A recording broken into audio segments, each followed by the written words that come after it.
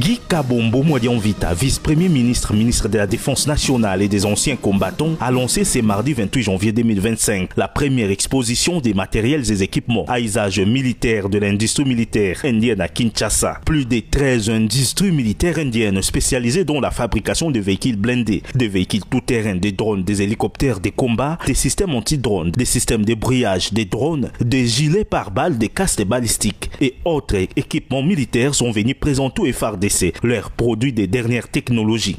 Dans son mode circonstance, le vice-premier ministre, ministre de la Défense nationale, a fait savoir que cet événement fait suite à plusieurs visites aux industries militaires indiennes à New Delhi et plusieurs villes indiennes. Il permettra au FARDC de découvrir et d'évaluer les équipements de haute gamme répondant aux besoins des équipements et matériels du FARDC destinés aux menaces de tout ordre. C'est pour moi un honneur, un plaisir de déclarer ouverte la toute première édition de l'exposition des industries indiennes du secteur de défense en République démocratique du Congo, placée sous le haut patronage de son Excellence M. Félix Antoine Tshisekedi Tshilombo, président de la République, chef de l'État et commandant suprême de forces de la République démocratique du Congo.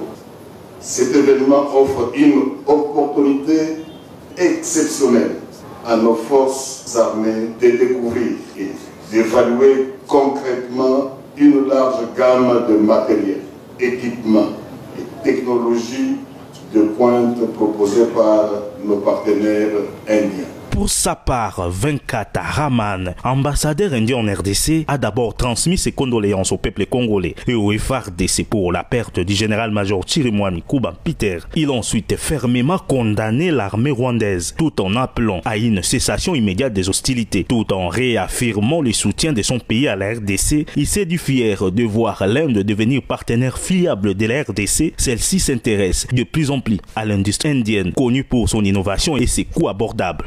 Nous sommes profondément préoccupés par la situation actuelle à l'est du Congo, en particulier à Goma, qui a entraîné d'immenses souffrances pour des vies innocentes et a sapé la paix de la RDC. Nous condamnons fermement ces actes de violence visant à porter atteinte à la souveraineté et à l'intégrité territoriale de la RDC et appelons à une cessation immédiate des hostilités.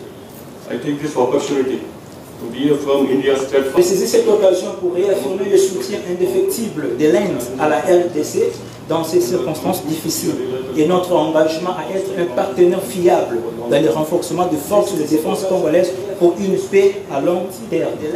Cette exposition va se clôturer ce mercredi 29 janvier 2025 au chapiteau de l'état-major général à Kinshasa.